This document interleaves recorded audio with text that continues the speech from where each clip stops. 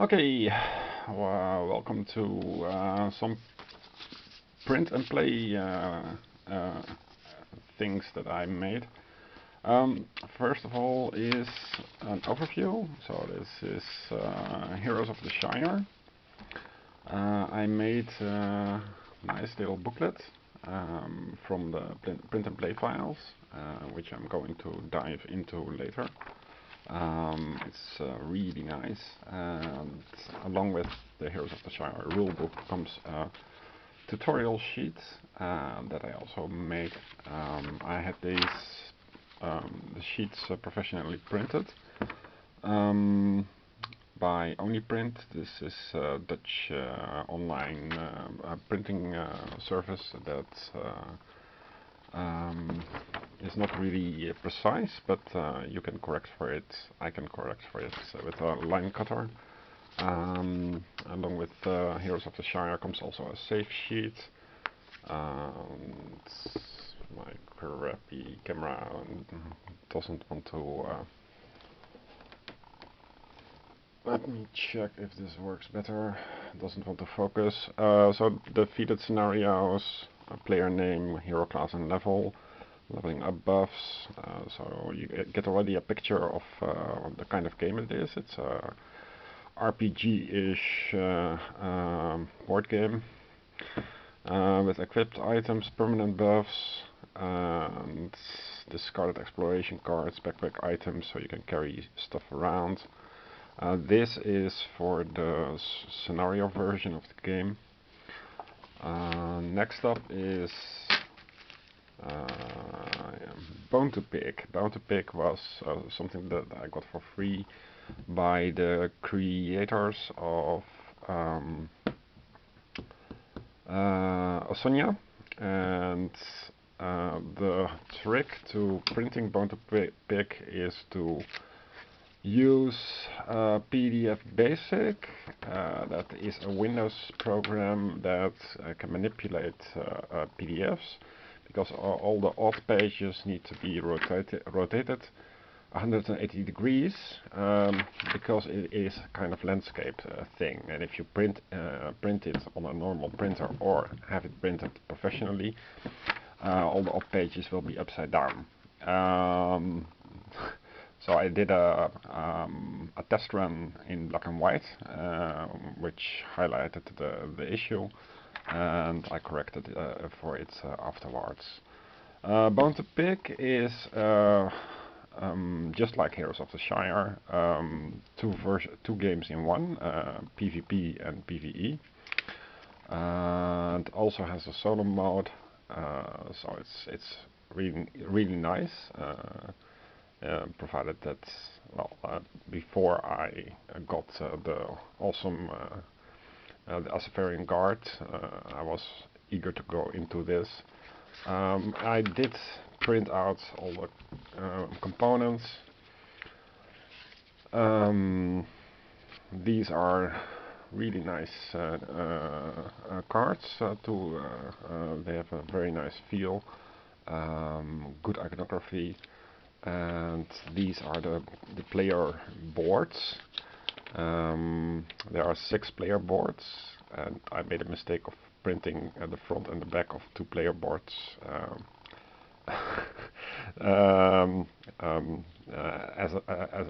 as one, so I have to reprint this so that every back has is not blank, but also has a nice front side. The enemy board and campaign board can be combined together, but you can also do it separately. There are nice upgrade cards, and the rulebook is also very good. I'll go into it later. And the third thing that I printed, I made a booklet out of it, is The Veil Season 3.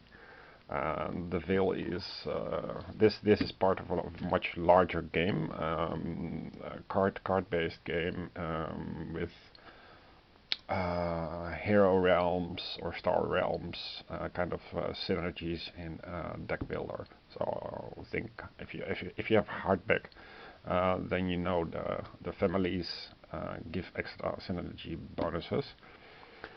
And the Veil Season 3 is very expensive, and this time the creator did not want to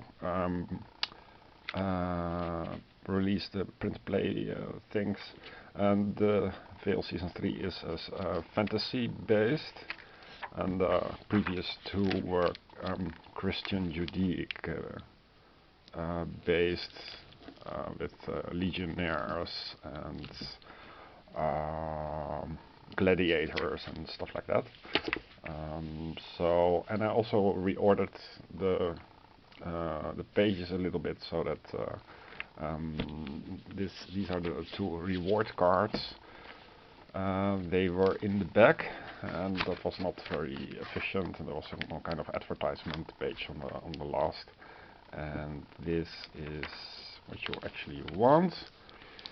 As usual, I printed them by doing the inner pages, so these all except the outer pages.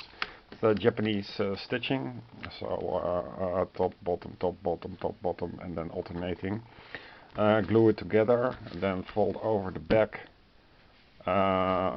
over the stitchings, and then I'll fold the front over the back with the stitchings. This makes the back of the booklet really sturdy. Plus, you don't get any chance to tear or dry off any of the inner pages because they are sewn together. It's very easy to do, and you can see that even with my crappy handicraft skills, it looks really nice. And I also did that with Bone to Pick, same thing, but here I've forgot about the back page. So if you look very closely, you can see the stitchings coming out.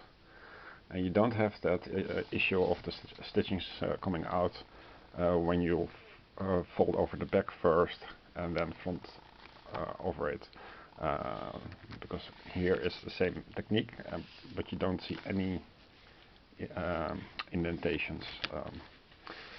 So this was a mistake of my part. I should have used this sheet in its full width. To be able to fold over, you have to smuggle, as we say in Netherlands, smuggle a little bit the inner pages.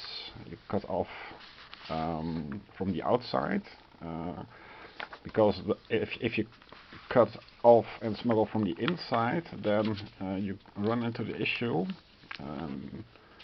This is also a good example of a very well designed digital version. The margin, if you cut off, the margin won't be enough to put the Japanese stitchings in, and then you get something like so, which is unpleasant to read. So that's just a minor suggestion. Takes a little bit of dedication, a little bit of time. I think in 5 minutes you can just produce this. Bookbinder glue, of course, for gluing everything together. And that is all. So we have a campaign version for if you want to play the Veil solo. With nice cards. Because you have them, this is provided for free, and if you have this file, you can also cut out with paint.exe, for example. Very simple. You can cut it out and have physical cards that you can store in your game box, along with other campaigns, because there are 2 other such campaigns. As you can see, the artwork is really nice. The guy can really paint. Mechanically he is not so good, and also there are some typos, and doesn't respond well to suggestions, so I'll just try to make the best of it. As you can see, you have to be very careful with smuggling, so smuggle from the outside, because ideally this is a triangle, which you can see.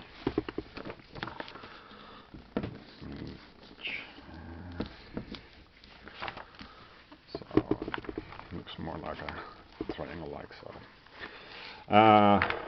Yeah, so it's really nice. You have also cards with evolution, as you can see. Campaign enemy 80, campaign enemy 50. So the characters that you play against grow. You have the branching paths. There's time travel, there is speaking with God, and lots of things. It's story is well written, good. Well, how do you say? It's a succinct but well written.